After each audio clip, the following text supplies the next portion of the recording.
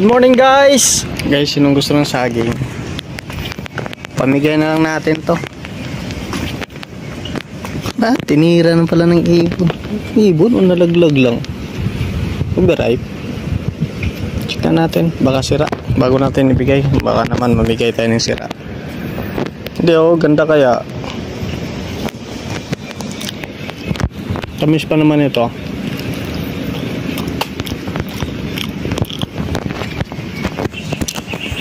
Bigyan natin guys, ayaw kumain ng ano. Ayaw na kumain ng tao dito sa bahay. Bigyan na lang natin sa kapitbahay.